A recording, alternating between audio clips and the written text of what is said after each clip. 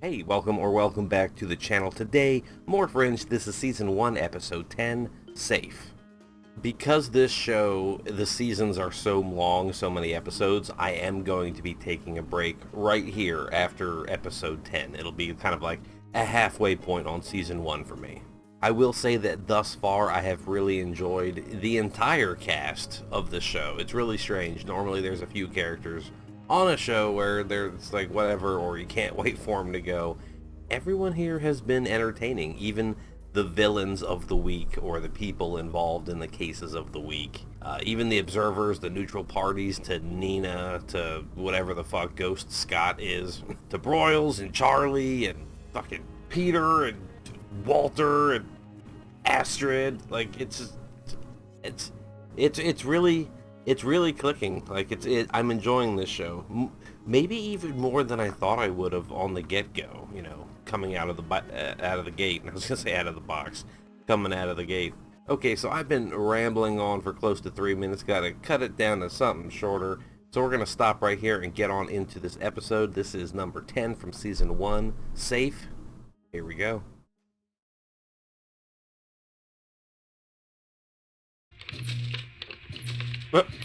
Security cameras out, disarming alarm. Alarm disarmed. Roger. About to DJ a sick party. Look at these guys. Loop is up, you're good to go.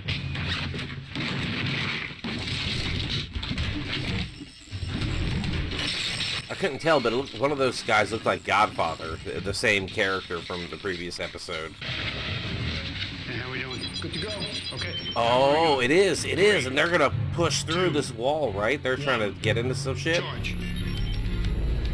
Oh, Safe. Name of the episode, right? They're breaking into a safe. I thought it was like something would be safe. You get halfway through the wall, and then it gets out, and you're just stuck in the bulkhead.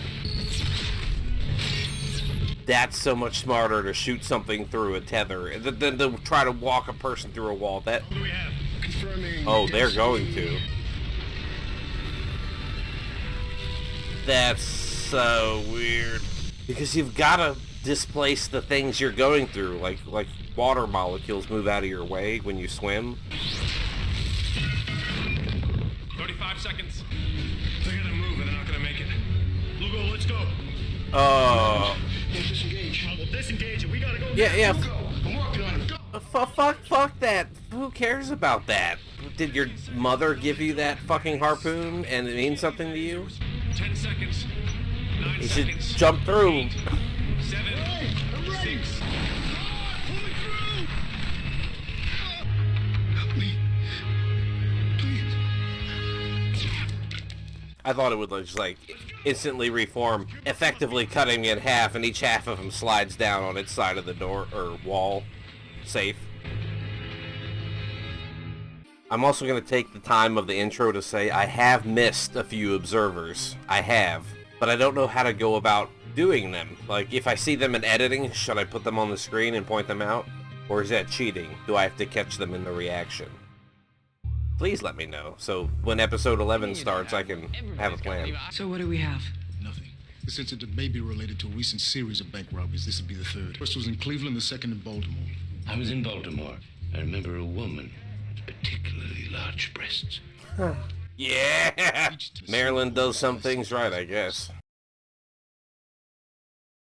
Raul Lugo.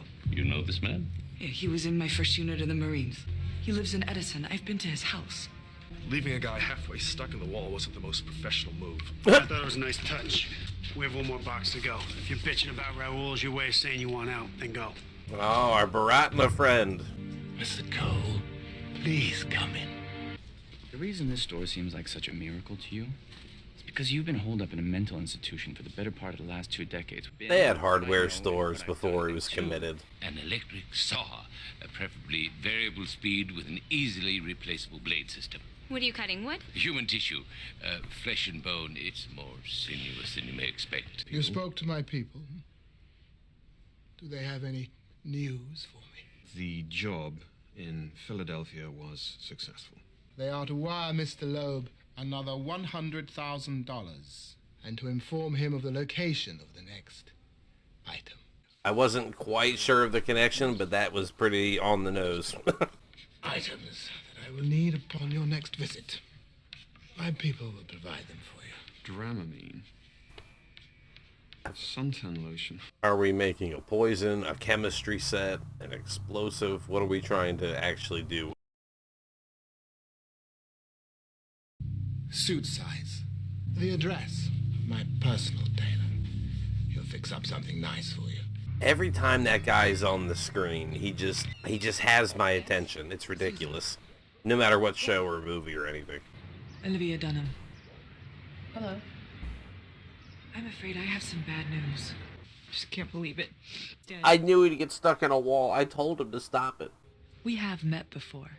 Who, you and I? Yes. And we had to order in. Yeah, and the delivery guy dropped the bag right here. And that piano was actually in front of the window. The day Raoul made first lieutenant, it was just me, Raoul, and John. Oh, Raoul's friend. John Scott. Motherfucker. John Scott. That's why she remembers him, but Is he okay? that's weird that she couldn't distinguish that it wasn't her memory. Yeah, I've had dreams that after a long time, I forgot that they were dreams and they were kind of saved into my head as memories, and I went to tell a story as if this thing happened. And then halfway through I had to catch myself. It's like, no, that was a dream. More to do with your potential than anything else. You have no idea what you're capable of, Peter. That's sweet, Walter, but ultimately unfair. No, he knows there's something underlying with that comment. What we perceive as solid matter is mostly empty space. She said he'd suffered from depression. Are you okay? And left out the rest. It's a symptom of high stress. Unless you're using hallucinogens. Are you tripping, Agent Dunham? Walter. I didn't recognize Raoul Lugo. John Scott did. Yeah, my story about the dream becoming a memory, like, just to show, like, things can be saved in the wrong folder, as it were.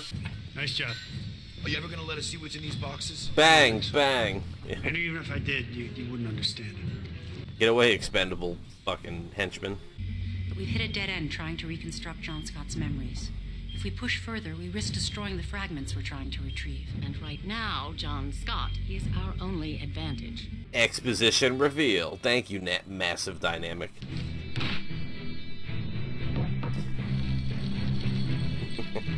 I like these little science demonstrations for the audience. No talking! Seriously, Walter, what's the rights for? And while I'm at it, what's with all the toys? They're your toys, son, from when you were a little boy. Those aren't mine. Oh, we're gonna do the quicksand thing. He's gonna And a bunch of toys. sink in, right? High-frequency vibrations disrupting its atomic structure. Without allowing shattering another it, piece of though. solid Without matter exploding through it. Lugo's wife gave me some names. It just so happens his best friend from high school works at a bar in Cambridge. I'm going to repeat the demonstration with the rice. Would you care to watch? Nope. Okay. I'll take another. Green eyes slay me. I think it's because I have green eyes, and it's some low-level vanity of seeing yourself in someone else. I don't know. Raoul got weird. Weird how? Well, you know he's in the Gulf War. He's sort of, I don't know, he's post-traumatic stress or something. He started hanging out at the VA a lot. Which one? I don't know. Let's go. He's gonna want us back in an hour. Whoa, whoa, whoa. What's the rush? Two's your limit? Social drinking engagement. Where to? Providence. I wonder if that has anything to do with the beacons. The underground beacons. They're talking about. Queen of Diamonds. Is she counting? Or does she have the deck? Yeah. That's all I would do when I was a kid. I'm sure that if I was a child today, I would be diagnosed with something. I just have this thing for the numbers of the safety deposit boxes. 233, 377, and 610. Say that again. The numbers on the safety deposit boxes. Say that again. Say that again. I know those numbers. Walter, wake up. This is important. Oh, do you two want to use the room? That you recite every night. Do you want to? Every night you 233, 377, 610. 987, 1597. Precisely those. What is that pattern? It's a Fibonacci sequence. Okay. There's a Tool song that does that with its lyrics.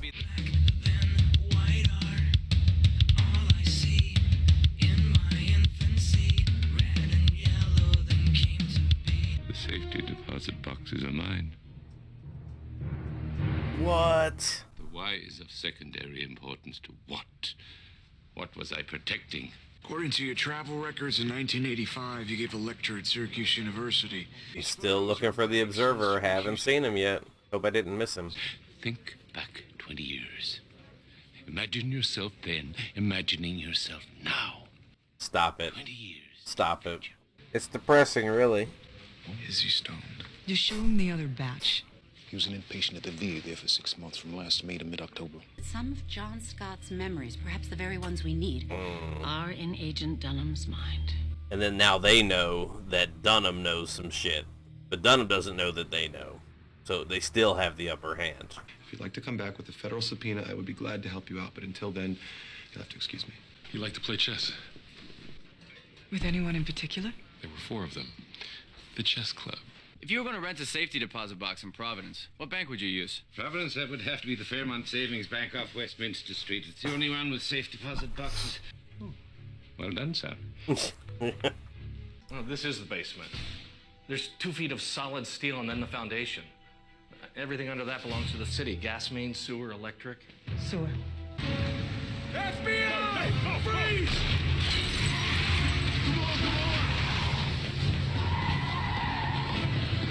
She'll shoot you in the back. She does it. I mean, of course, if somebody's fleeing, their back is going to be the center mass. Back of the leg. Shot him in the leg. Okay. Okay, Olivia. I'm sorry. Not until you show me what this is all about. Don't pry into things you couldn't possibly understand. He's coming tonight.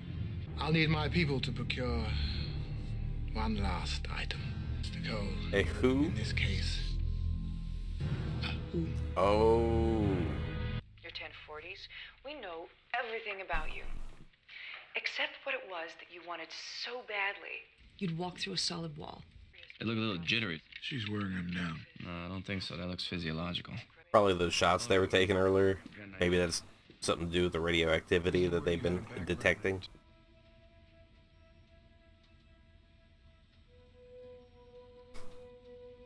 Now, is this going to be the typical Peter fashion, like breaking fingers and... Look, you're a tough guy.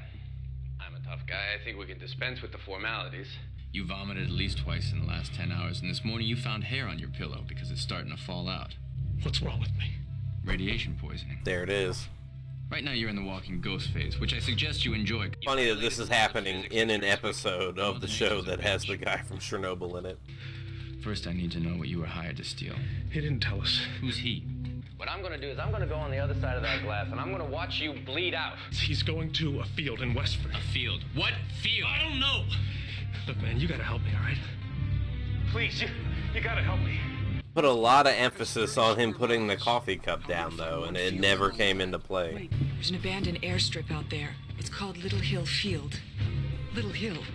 It's the code word that Joseph Smith gave From the German prison? It can't be a coincidence, Charlie. It's quite impressive. It's a nervous tick. I wonder if that's really him doing it, or if they had a stunt person come in to do that, and that's why they had the head cut off.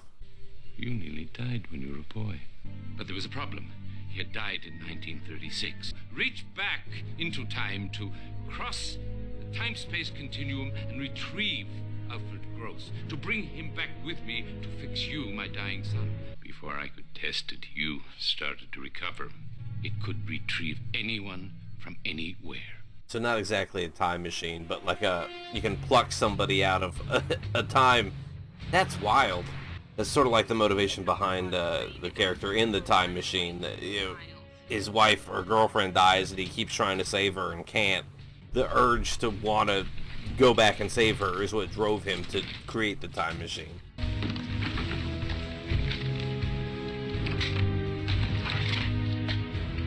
It's kind of like the plot to what was that fucking movie? It had Mick Jagger in it. We're good to go. All right. What time do you have? 12:30. Free Jack, where they try to kidnap somebody at a time to use their body. All I need is your signature. When he said wear your lucky suit tomorrow, I was wondering what that was going to mean.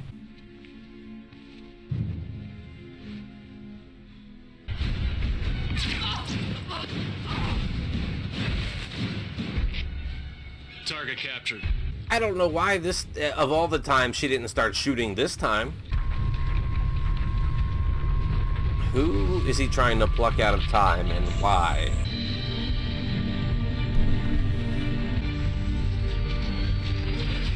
I thought he was going to try to slip out disguised as the lawyer guy. It's like, there's no way that'll work.